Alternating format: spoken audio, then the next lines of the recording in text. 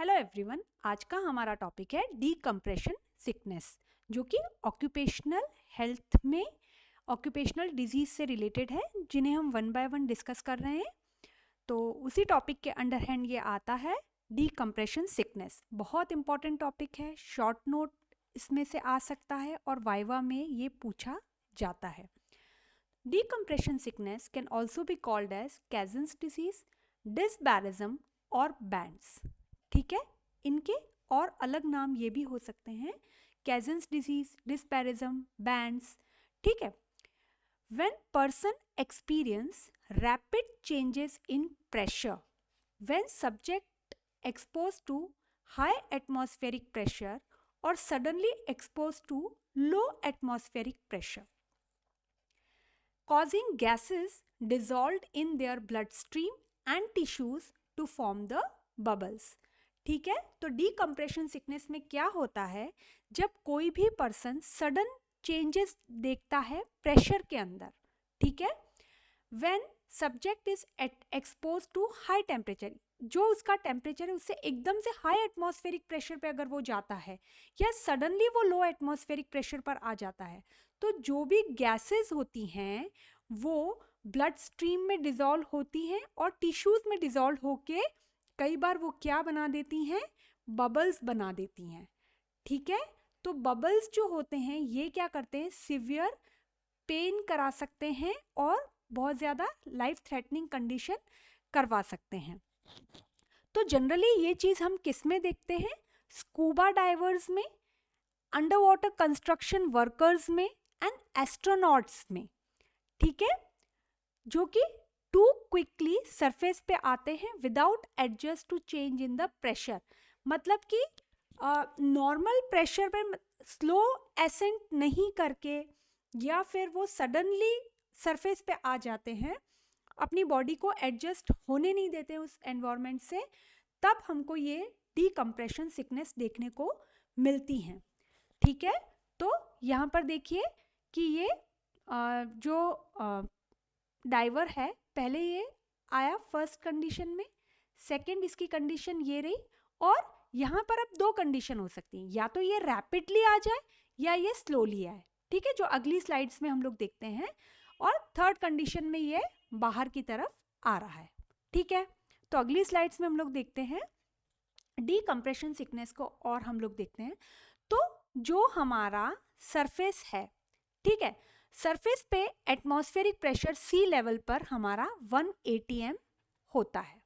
ठीक है, फर्दर अगर हम नीचे जाते हैं 10 मीटर की डेप्थ पर, तब हमें जो है 2 एटमॉस्फेरिक प्रेशर हमें देखने को मिलता है। 1 तो ये हो गया और 1 ये हो गया। फर्दर अगर हम और नीचे जाते हैं 10 मीटर की डेप्थ पर, तब हमारा जो एटमॉस्फेरिक प्रेशर होता है वो हमारा 3 atm हम लोग फील करते हैं। फर्दर अगर हम लोग और जाते हैं 10 मीटर की डेप्थ पर, तब हमें 4 atm तक का एटमॉस्फेरिक प्रेशर देखने को मिलता है। ठीक है, तो ये हमारा सी लेवल है।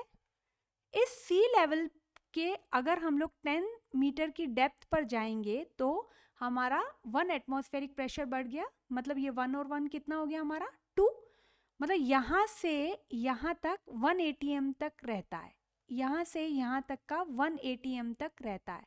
लेकिन अगर हम इसे सरफेस से काउंट करें तो हमारा ये 1 atm हुआ, ये 2 atm तक रहा, फर्दर अगर हम और गए तो 3 atm और 4 atm। ठीक है, तो यहाँ पर देखिए pressure increases by 1 atmospheric pressure for every 10 meter of depth.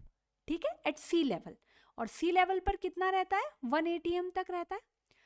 Further हम 10 मीटर पर गए तो हमें 2 एटमॉस्फेरिक प्रेशर मिला। 20 मीटर डेप्थ पर गए तो हमें 3 atm तक मिला।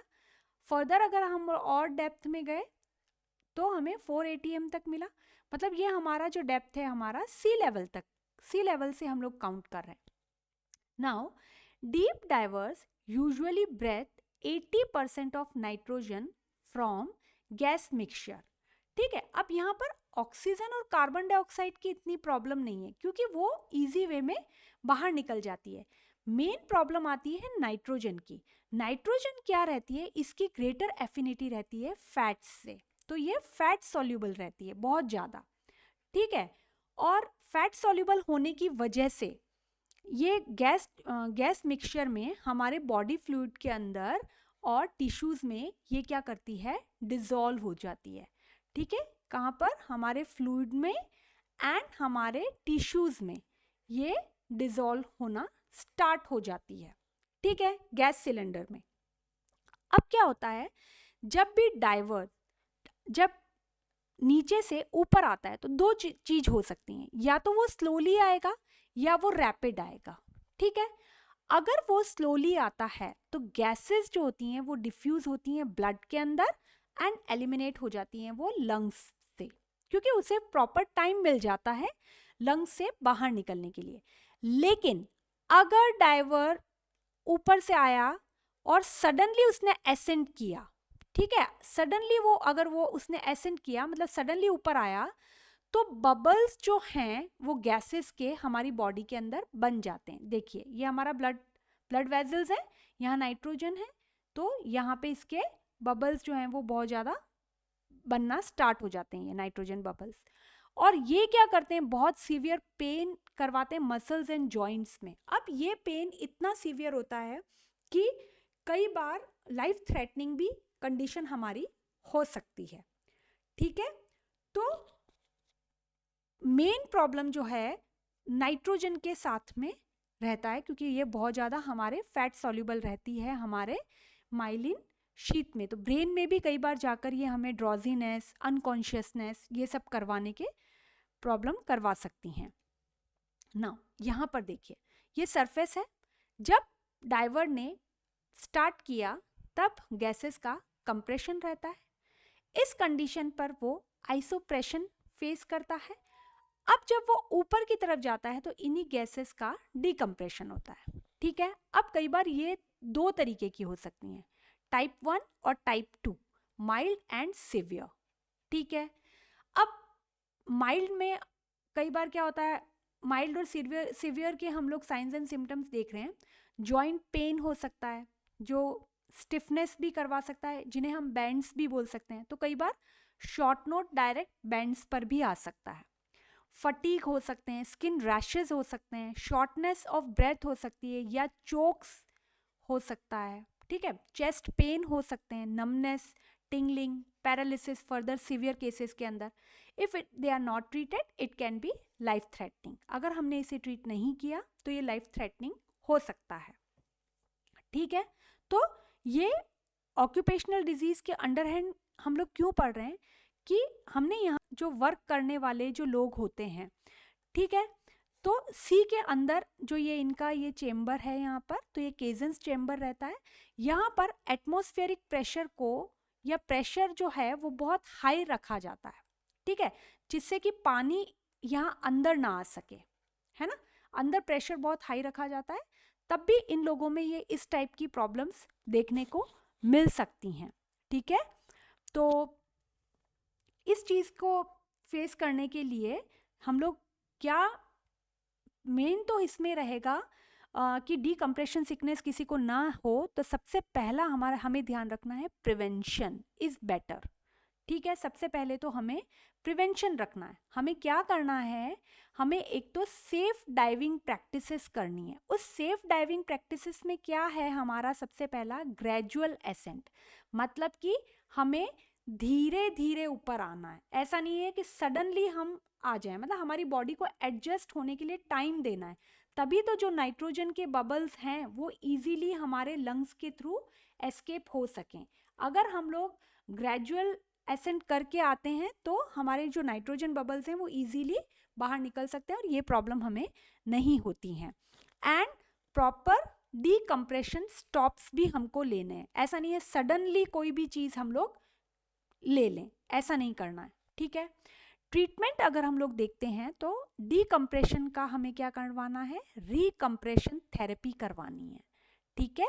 किसमें, हाइपरबैरिक चैम्बर, यहाँ पे देखिए हाइपरबैरिक चैम्बर में हमें करवाना है। अब इसमें क्या होता है, पेशेंट को ब्रीथ करवाया जाता है, ऑक्सीजन बहुत ज़्यादा हो ताकि, है ना, इस चैम्बर में ऑक्सीजन बहुत ज़्यादा है और ब्लड सर्कुलेशन में ऑक्सीजन वो लेने की, ताकि उसका ब्लड सर्कुलेशन इम्प्रूव हो और वो ऑक्सीजन बहुत ज़्यादा अच्छे से ले पाए, ठीक है, और धीरे धीरे नाइट्रोजन बबल्स को डीकम्प्रेस करके हटाया जाए, ठीक है।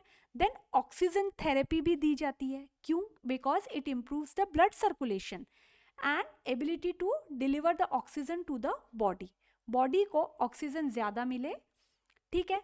Then fluid and rest fluids दिए जाते हैं, रेस्ट दिया जाता है बॉडी को, मेडिकेशन दिया जाता है to manage the pain, and helium and oxygen का मिक्सचर गैस सिलेंडर में दिया जाता है। हीलियम एक इनर्ट गैस रहती है, तो उससे क्या रहता है, इतनी प्रॉब्लम नहीं आती है जितनी हमें नाइट्रोजन से दिख रही है। लेकिन बहुत एक्सट्रीम केस में या बहुत डीप अगर हम जाएंगे तो हमें उसके से भी ये प्रॉब्लम देखने को मिल सकती है, ठीक है। तो ये सारी चीज़ें हैं जिससे हम डीकम्प्रेशन सिकनेस को हम लोग ठीक कर सकते हैं, चीज़ बनाती है। एटमॉस्फेरिक प्रेशर क्या हो सकता है, स्लो रिटर्न से क्या होगा, रैपिड रिटर्न पर क्या होगा, देन डीकम्प्रेशन सिकनेस के माइल्ड और सीवियर सिम्टम्स क्या हो सकते हैं, उसमें बेंड्स जो हैं वो एक अपने आप में शॉर्ट नोट्स पूछा जा सकता है, चोक्स के बारे में पूछा जा सकता है, ठीक है। तो ये सारी चीज़ें कई बार लाइफ थ्रेटनिंग हो सकती हैं, तो उसके ट्रीटमेंट के लिए रिकम्प्रेशन थेरेपी, हाइपरबैरिक चैम्बर, ये हाइपरबैरिक चैम्बर रहता है, इसमें ऑक्सीजन बहुत ज़्यादा रहती है और ऑक्सीजन थेरेपी दी जाती है। देन फ्लूइड एंड रेस्ट किया जाता है, फ्लूइड्स बहुत सारे बॉडी को दिए जाते हैं ताकि कुछ भी चीज़ की अगर कमी हो तो वो पेशेंट जो है उसे ड्रॉजीनेस और जो भी प्रॉब्लम वो फेस कर रहा है वो ना हो। पेन को मैनेज करने के लिए मेडिकेशंस दिए जाते हैं, और सबसे इम्पॉर्टेंट चीज़ है कि हमें ग्रेजुअल एसेंट करना है और प्रॉपर डीकम्प्रेशन स्टॉप्स लेना है, ठीक है। तो आई होप आपको ये टॉपिक यहाँ पर क्लियर हुआ होगा। मिलते हैं हम ऐसे ही नेक्स्ट टॉपिक में, ऑक्यूपेशनल हैजार्ड में ही अगले टॉपिक के साथ में। Till then take care.